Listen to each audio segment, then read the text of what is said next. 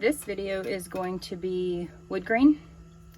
This is a 40 ounce. It's too big for what my customer is wanting, but we are going to duplicate that on 30 ounce. So I have my cup base painted. I used a gloss white, and the alcohol ink I'm going to use is just this Bria Reese, whatever that is. You will find this over in the hobby section, over by the model cars and all of that. So I don't have a ton left. I've used this so much, and I only have like this much left in here. That's more than enough. This is one of those cheapy paint brushes, probably from Home Depot for probably 50 cents or something. These little hairs right here are so good on getting that wood grain texture. So I've learned the hard way, use gloves unless you don't care, but I actually work with my hands all day in front of patients, and so the last thing I need is a brown smear on my hand, because that's just gross looking. So I like to have mine already on this because it's easier to turn as I go, and then it's easier to stand up on my drying rack whenever I'm finished. And I have my little shelf liner in there. It's way easier than it looks. Some people are really good at doing this in colored ink. I've honestly only stuck to brown just because I'm kind of chicken to try the others. So just kind of wet the end of the brush like that, and just stripe, stripe, stripe. It does not have to be perfect, because when you go over it in a little bit, it's going to kind of hide that. And actually, before I get too far into it, I like to drop this down in that crack, because I feel like that crack is so hard to get color in. And I feel like I end up with like a white stripe around it if I don't do this. And then, like I said, that'll get kind of blended in a minute. Some people do this and then brush it on. I don't feel like I have very much control over that when I do that. It does do the job though. I just prefer the other, even though it's kind of a pain in the butt. Once I get the rhythm going again, I just kind of drip it on there with one hand, the hand that's holding it. I just kind of drip it like that. I just have to watch myself, because sometimes I forget what I'm doing and I drip the ink everywhere. So this is what I'm doing here, just kind of dropping it on there and then on here. Like I said, it doesn't have to be perfect, because as you go over it a few times, it's going to kind of hide those flaws. But those repetitive stroke marks is what's going to give us that more texture effect.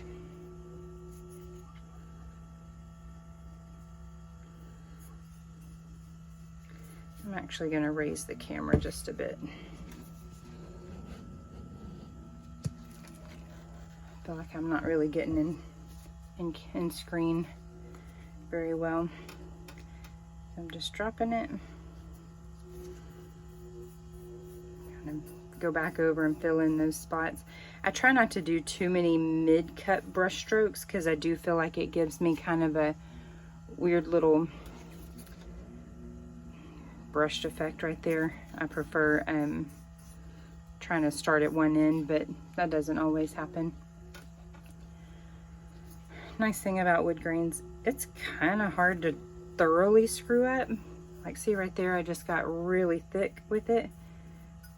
I'm just gonna kind of smear that around, just kind of like that. It's okay to have kind of a little swirl pattern, because wood grain is not up and down in real life. It's kind of like that,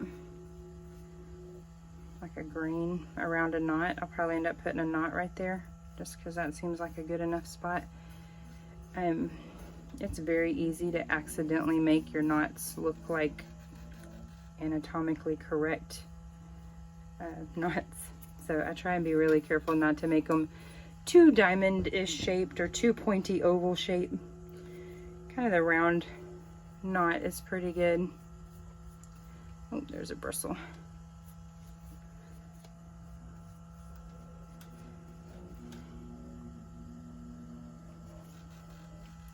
So just, I like to go all the way around before I really focus on making any knots of any sort.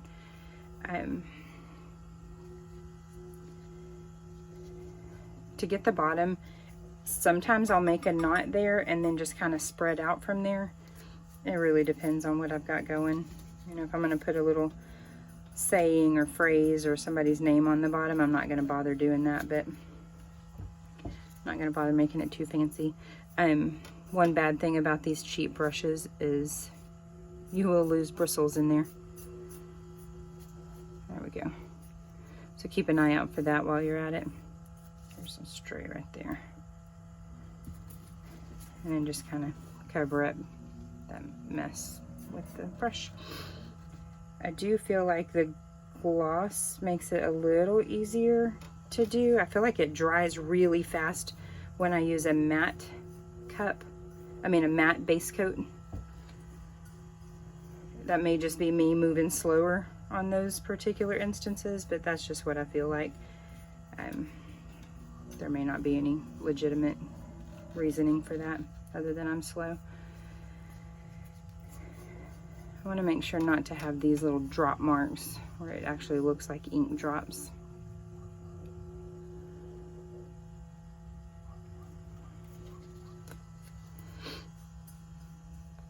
When you do the bottom, the way the inks kind of work their way over the edge, you kind of have to go back and cover those spots up.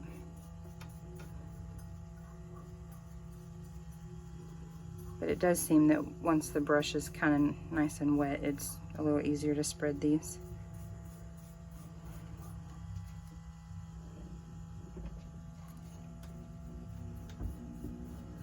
I tried cheating once and putting the inks into a little cup and dipping it. Let me just tell you right now, don't waste your time doing that because it will dry way faster than you can use it. That was kind of a waste, but no big deal. At least alcohol inks are cheap. This particular bottle is $3 without a coupon.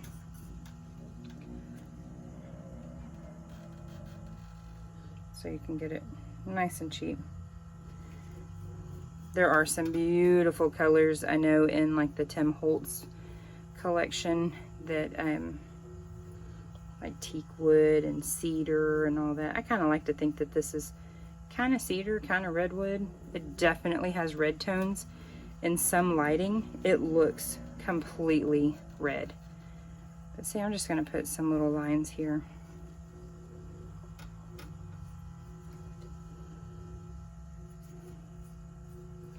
I feel like if I get too many drops on there at a time, I just have a hard time swirling it like I need to. It gets too thick. So that's darker than this side. Let's go over this side just a teeny bit more. I'm just gonna kind of do that and then kind of stroke that in there and spread it out a good bit. Get rid of the excessive heavy lines.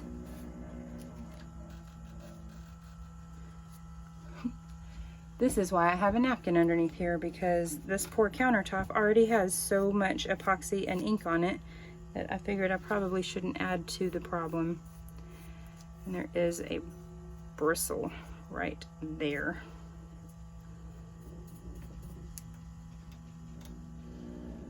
Let's get this wet and kind of work it.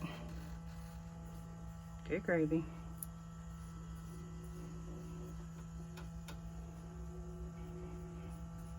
That weird noise that you hear in the background, I've got my multi-turner and my spinet going from the other 2 cups that I was working on earlier. Ugh, okay. So I've got a couple of bristles that I'm gonna get out in just a little bit, and then I'll work on that, smoothing that out. But for the bottom, I'm just gonna go just kind of generic for this one, because it's going to have decals on the front, so I can't imagine people will be doing that much looking on the bottom, but you never know. So you don't want it completely bare, but if you're not careful, your inks will spread over. See that right there? The inks kind of went over the edge, so I've got to kind of clean that up a little. Just kind of like that.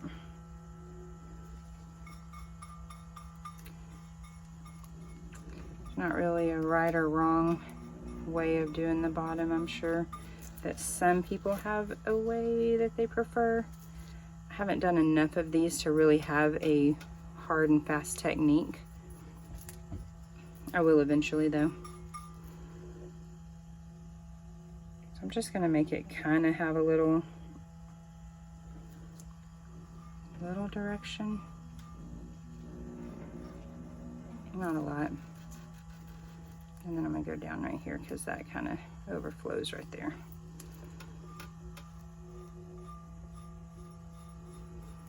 I feel like that bottom is just a little too solid.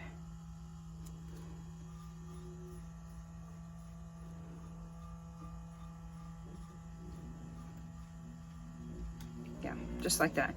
Okay, so now I'm just gonna go around. I've got a pretty decently wet brush right now, so I'm gonna go this way around. Just kind of smooth out right here where it overlapped and kind of messed up the grain that I had going on. One of these days I'll get smart and I'll actually do that part first, but you know, that day is not today. So one way that some people will do these knots is to put a single drop right there and then just dab it. That kind of keeps it from spreading too much. And then it just kind of, you kind of let it dry like that. Maybe throw a little texture around it, a little grain direction every once in a while. That way it looks like the wood is split around it. But as it dries, it kind of smooths out and it will get kind of an icky edge. That's all right. There's nothing really wrong with that. It just kind of looks like a normal knot in the wood. So I'm just going to kind of let that spread a little bit and then dab, dab, dab. And then kind of spread out some of these.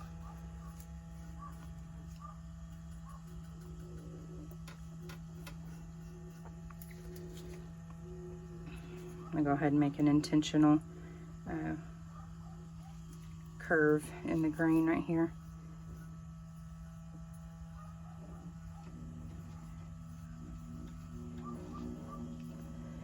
Because I want it to go around my grain, around my knot a little bit more uniformly.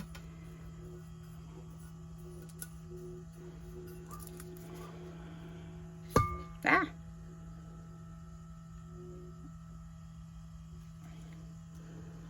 I have to find a better tripod than what I've got there. So just kind of up and around, just kind of like that. That's a little bit more defined than what I'm intending, so I'm going to smooth it out just a bit.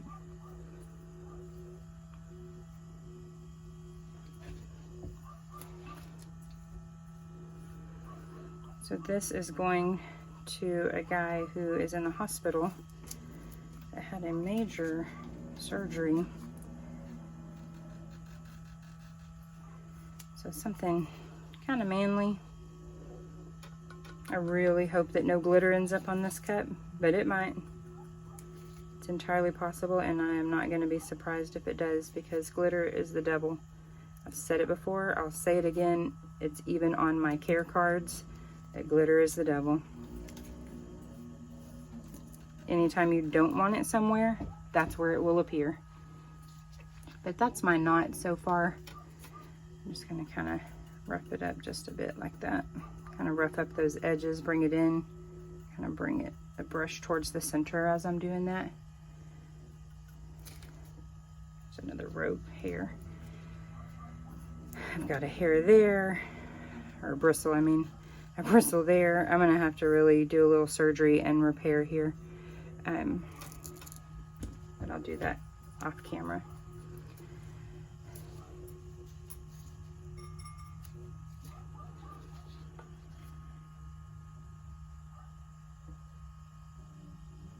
Come on.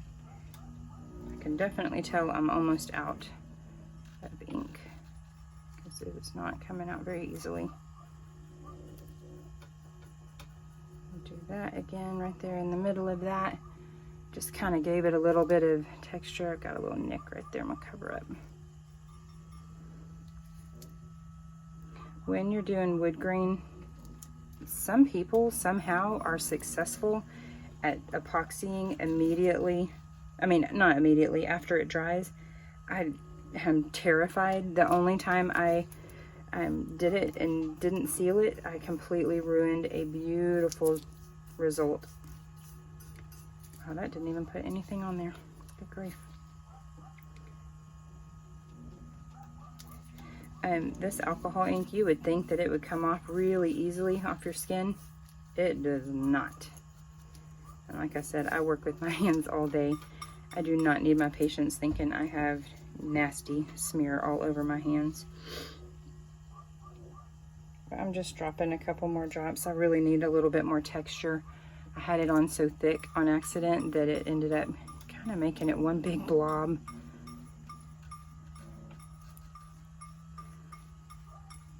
Just kind of giving it a little rough up there.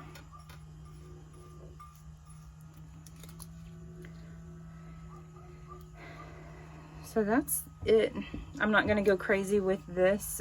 Usually I will do a knot here and maybe like one over here, but I'm going to have a phrase, like a Be Strong phrase here, and then a name here. So I just really wanted one good knot on there so that it would just kind of give it a little bit more realistic effect. But I may put one right there. Oh, that came off finally. Great. We'll see how this kind of works out.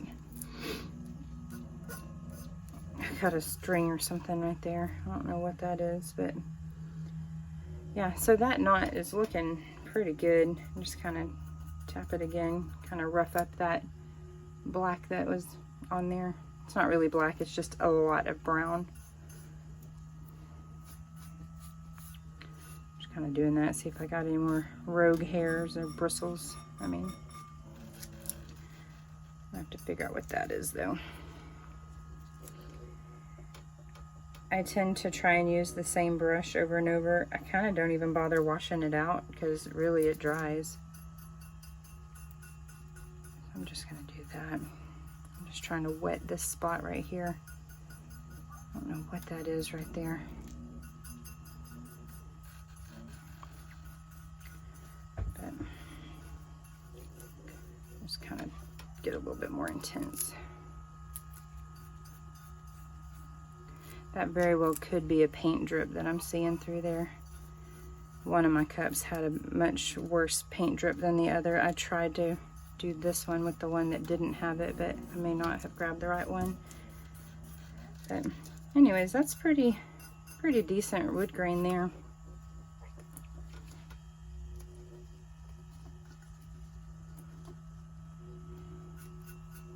Got a little bristle right there. I'll get that when it dries. You know what? I'm gonna go ahead and throw a knot right there. Why not? No pun intended. I'm just gonna kind of let it spread around right there. It's kind of cool the way it has that little ripply effect around the edge. It's kind of cool.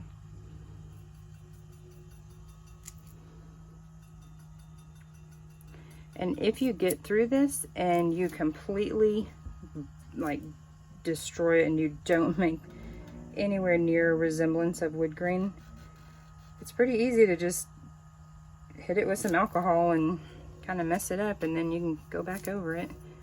It's pretty easy. Good grief, I'm getting almost to the point where it won't want to come out.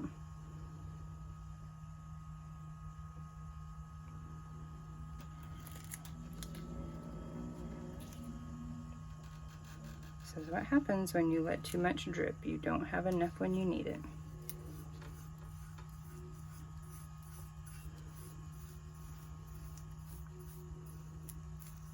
There's a little something around there.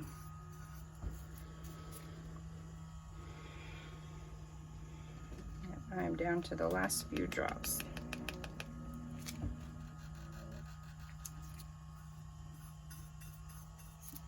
It's not wanting to play nice. All right, I may have to continue this after I have a new bottle. Maybe if I didn't have so much on my gloves, I would have more on my cup. Let's see what that does. All right, so I'm gonna leave this be for now. This is exactly why I wear gloves. And then this has like the flick spray all over it. So, yeah, it's like a bad movie, like a B horror movie. So in a little while, once this is completely, oh, there it goes. Once that's completely dry, I'll get all the rest of the little bristles off. But in the meantime, that's about all I can do. Oh, there's one.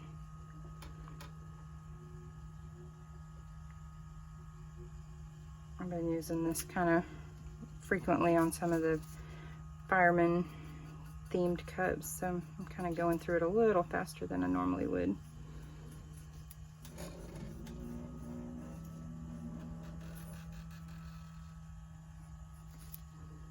Just kind of do that.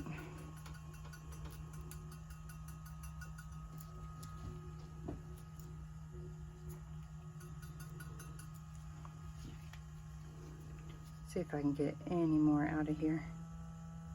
Ooh, there's one more. Yay.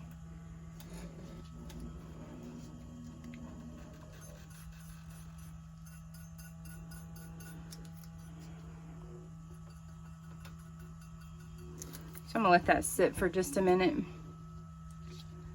and then kind of tap at it some more. Kind of smooth out that edge just a teeny bit. It's okay if it's not like an actual knot. Kind of bringing my brush inward when I do this right now.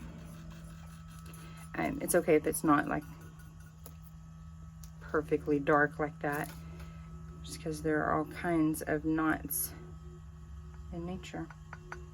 Nope, I got a little bit more.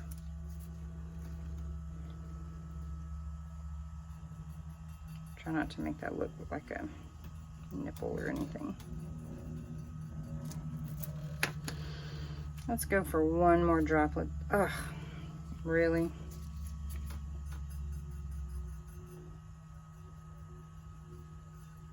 So I'm gonna move that over. Dang it. That means that I will be going over that section once I get a new bottle, and I will continue making that knot a little bit more prominent at that point. There's one more.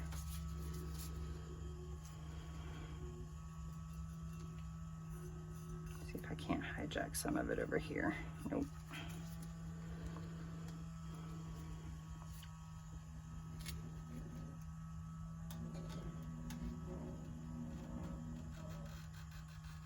I think I'm completely out now. Bummer. Okay, so this is a to be continued video because I'm gonna go grab some more of this after work tomorrow, and we'll finish it up. We'll fix that, and then we'll make that a little bit more prominent. Maybe even do a little something else right there. So that's it for the moment. I'll be back with it in a little bit. Okay, so I've made the Hobby Lobby run, grabbed another bottle of ink. All is right with the world. It'll be a little quieter for this part of the video because I no longer have those other two turners going, the little spinet and then my rotisserie style. So I am going to go back to this spot that had the oops moment last night and fix that knot to look better, and then smooth out where that dripped where I wasn't prepared for it.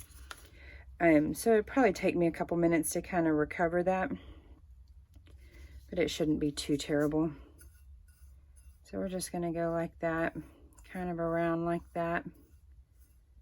See, that's almost already kind of healed, so to speak. Well, I screwed it up again. I need a little bit more ink.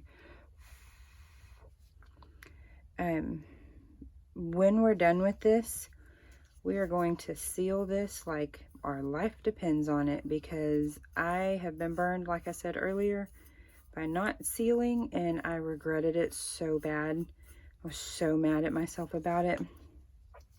I just keep making this worse and worse. Good gravy. So I am not willing to make that mistake again. The last few wood grains I've made, I've definitely made sure to do plenty of sealing. So got kind of that wood grain healed up, so to speak, kind of covered up, so that kind of blends back in again. So now I'm going to work on that knot right there. And I might go over this area again as well. It just seems so light compared to some of the other parts of it. So, but I really like how that turned out. Might even touch up just a teeny bit right there. Not super worried about it because it doesn't look bad. It just looks a little pale right there. So we're going to get back to here. This is a full bottle, so I've got to be really careful turning it upside down. So I'm just going to put a tiny little dab on there. I like that spread.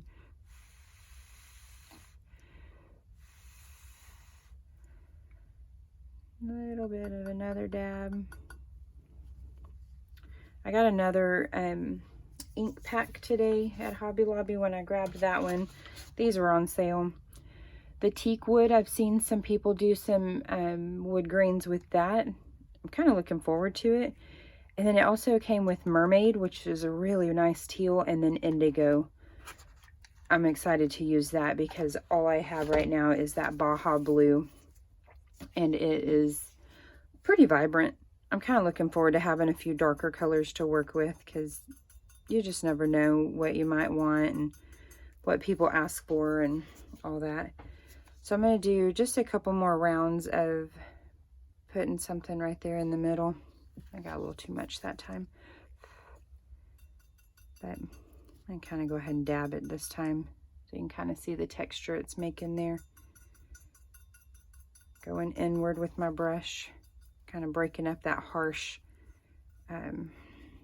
edging around there. Ends up with kind of like a goo. It's not a technical term, but you know, that's what it makes me think of. But just something kind of like that. Not too terrible there. And then it kind of looks sort of like that as far as that kind of sappy looking knot. And there. So I'm going to go ahead and attempt to make this area just a teeny bit darker. I'm paranoid to do too much because I don't want to screw it up again. I don't want to have to fix it like I did earlier, like I did the other spot. So I'm going to get some drops on there.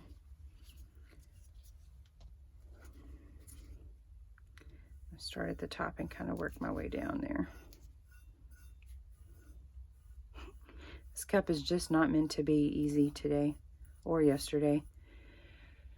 So as you can see, I've made an ugly spot. So now I got to continue to work on that.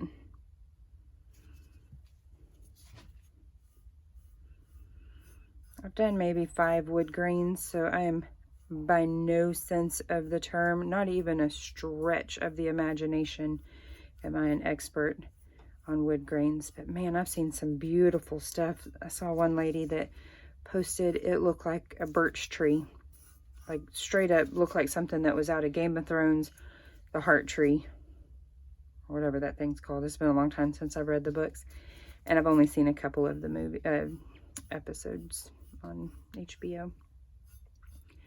So there, I've got that kind of touched up like I want it. I'm pretty happy with those results, except for that spot. I don't like that.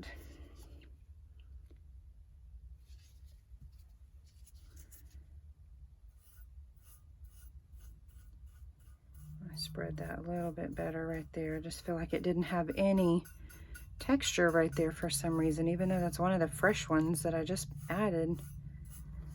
And I don't know what's up with that. Let's go ahead and fix that while we're at it. And then I think we're pretty much done. I'm going to let this sit and completely dry.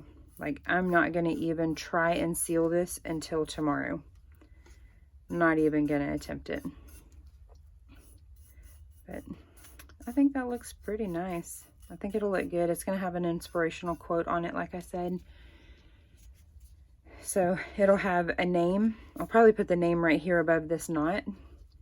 And then probably right here, I'll do that inspiration. It'll say, be brave, be strong, and something else. I can't remember what all it's got on it. She sent me a picture of what she wanted it to say. But after this is thoroughly dry, we will paint on Mod Podge. It really does not matter if it's matte or shiny. What really matters is letting each layer dry thoroughly before adding the next. And we're going to end up putting probably 3 coats on here, just because any spots that don't have it will end up having like a faded spot. Like I said, some people are successful at not sealing. I am not that person, ever. Like I said, the one time I attempted it, it just was a total fail. But anyways, I just left the bottom with just a little bit of texture, kind of some brush marks. That's all right, because just the bottom. Some people will tape this off and literally not have anything but stainless steel right there. Whatever you prefer. It's not really a wrong way to do that. So tomorrow I will add on the Mod Podge stage, and then I'll epoxy at the end. So yeah, stay tuned. Okay, so we are ready to Mod Podge over this. It's been drying since last night, since I finished the inking and the knot and all of that. This, like I said, has been sitting here. I went over it yesterday looking for any stray bristles. I'm gonna go over it again. I see nothing. I see a few little kind of ripples, but they're not fibers of any sort. They're just kind of weird little blips, probably in the base coat spray paint. So I have a little bit of Mod Podge that I poured into one of the little Dixie cup things, and I just cut it down because the brush I'm going to use is short and squatty. This brush is kind of magical. I've seen people post that they found brushes very, very similar, if not identical to this, on at Dollar Tree. So you might can find one for super cheap. I feel like $7 for this thing is a little steep, but it has definitely already come in handy. So I'm just going to kind of dip it like that, and then just saturate your cup. Any spot that's exposed, when you epoxy, it will kind of bleach it, fade it, ruin it, however you want to word that, fate, that's what it'll be. So you want to get it pretty even all the way around. Don't forget the bottom. And then once it dries, we're going to go over it again. I am not going to record doing this 3 times. Just pretend that you watched me do this exact same thing 3 times. It's incredibly boring. I'm sure you have better things to do than to watch that multiple times. Maybe if it was something exciting, be a different conversation, but it just is a necessary evil. And when you think that you've coated enough, go ahead and put another coat, because it will definitely pay off rather than being a problem. The big trick to this is make sure your Mod Podge is completely dry. Like, I'm not even going to do this until tomorrow. I'm not going to epoxy this until tomorrow kind of dry, even if I feel like it's completely clear, just because I have made the mistake of Mod Podging over epoxying over something that I had Mod Podged that was not completely dry, and I paid for it because my cup ended up kind of hazy. Luckily, it was one of those quick gift things, so it wasn't the end of the world. It was a Crown Royal. I had ordered a label from Crown Royal, which is a cool thing that you can do. They will custom print. At least they did a year ago. Maybe they don't do it anymore, but they will custom print one of their labels. I think your choices are the apple, the honey, the regular, and one other. I can't remember what it was, but I made my mother-in-law, Crown is her favorite adult beverage, Crown and Coke. So when she came to stay with the kids while we went on our very first vacation as a couple, she deserved that for sure. So I'm gonna let this dry. I've got it pretty smooth throughout. I mean, you can see a couple brush strokes, but it's not that bad. Those are gonna dry. You can already see that that's starting to dry there. So I'm gonna let that dry. I'm gonna put my brush in a Ziploc baggie for now because I don't want it to dry out and get all gross and crusty. It's kind of a pain to clean up because it's so fine of bristles. You can see that there are just thousands of bristles there, which is great because that gives you such a smooth finish on your project. I know some projects will probably be way more beneficial than others, but all my other paintbrushes have glitter on them right now anyways, or alcohol inks, so they're out of the question. I also like putting my own, let's put this on the turner for a minute. I also like putting, so what happens when you hit it? I pour my Mod Podge into a little cup, even if I'm using a long skinny paintbrush, because I feel like if I had something in my paintbrush or on my cup, I don't want to contaminate my entire jar of Mod Podge for something so simple when I can just pour it off to the side.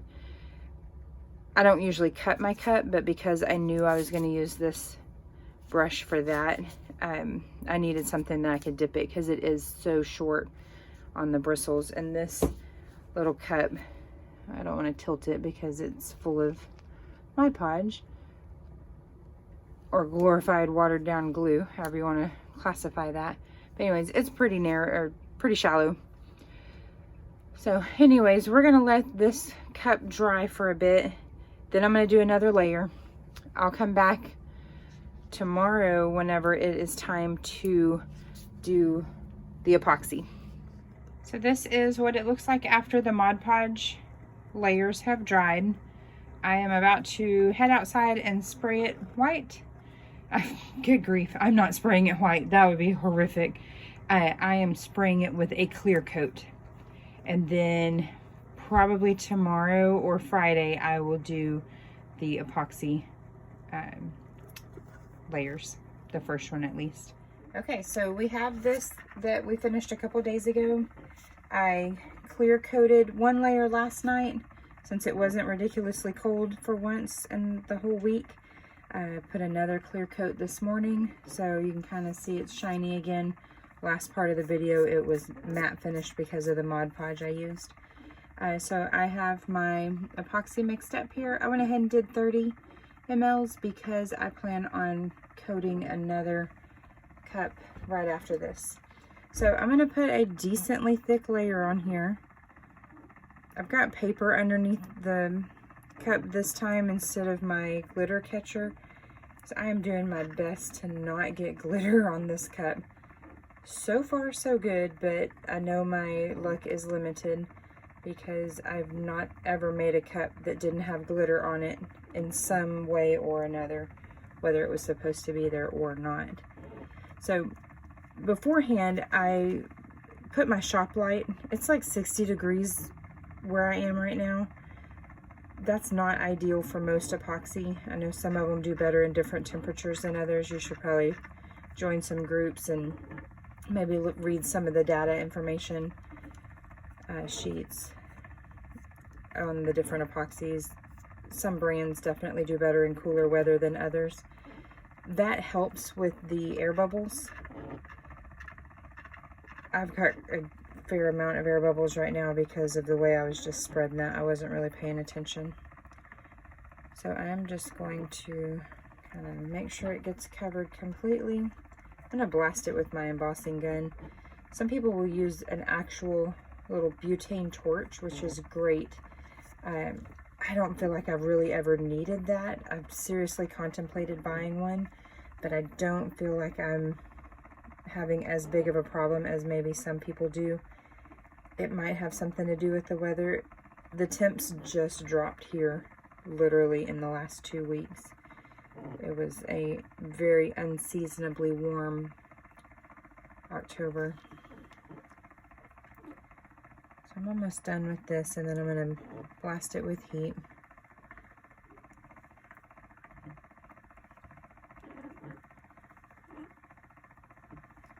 Get that off the side there. Kind of rotate.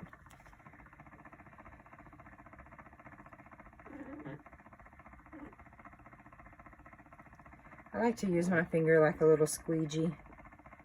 Some people pour it on and then rub it in, but I feel like I just get a little bit better coverage and control that way.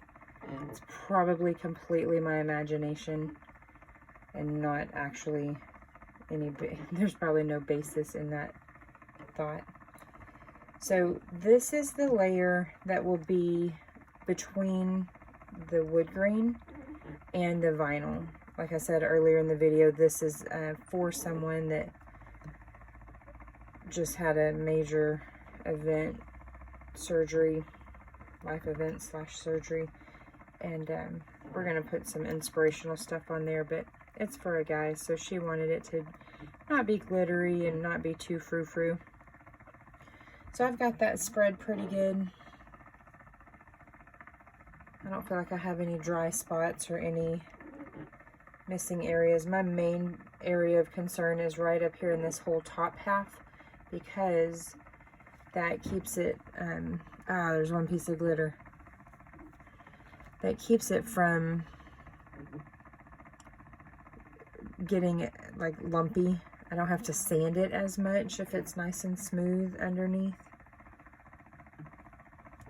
I'm going to lay down this a little flat now. Kind of smooth it out, and then I'm going to hit it with the embossing gun. And that's all it's going to need for now. And that'll be the end of the video after I get these air bubbles out of here. After it cures a good bit, after it cures enough that I can use my transfer tape, then I'll be in good shape and I'll get that. There's another piece of glitter. I knew it was too good to be true. Another one. Good gravy. It's like something sneeze glitter all over it. I have no idea how that happened. Luckily, my care cards say that glitter is the devil and glitter may appear on non-glittered tumblers. I know that's not an excuse for having glitter on them, but at least gives me a little bit of explanation. Alright, I think that's pretty good. So I'm going to blast it with the embossing gun now. Let's see how it looks after that. And then that should be it for this video. So let me grab that heat gun and see what we can do. I don't want it so hot that the epoxy is moving a lot. If I scorch my epoxy, it's going to make it wavy underneath. I'm really only attempting to get the air bubbles out. And like I said in my other videos, if I was not recording and talking right now, I would 100% have my mask on, because uncured epoxy definitely can cause allergic reactions. When I first started doing this, when I didn't really read up on what I could encounter, so I was just going to town, heating it up all the time in my house, which is not the wisest idea, because like I said, it's uncured epoxy is a toxic substance, and so the fumes from it can definitely cause problems. And I have an asthmatic daughter, and once I realized, I was like, oh crap, I can't do that anymore. So I moved everything out into the shed, and I just have to make accommodations for the temperatures accordingly. I have an air conditioner in here, so later on in the year, if I do a video in the summertime, it'll be obnoxiously loud. unless it's just not so hot that I can't handle it. So I'm gonna blast this one last time, and then that'll be it.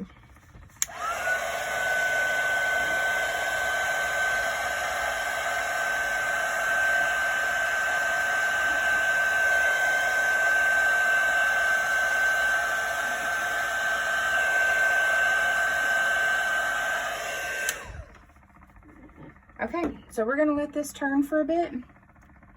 Once I feel like it's had a good little bit to cure, I'm going to move it over to my 4-cup turner and let it rotate for probably 4 or 5 hours. I'll put epoxy on it tomorrow. I'll put vinyl on it tomorrow, and then probably epoxy tomorrow night, maybe Monday night. That concludes this video. I hope it was helpful. Drop me a note or a comment if you have any questions. I'll do my best to answer. Have a good one.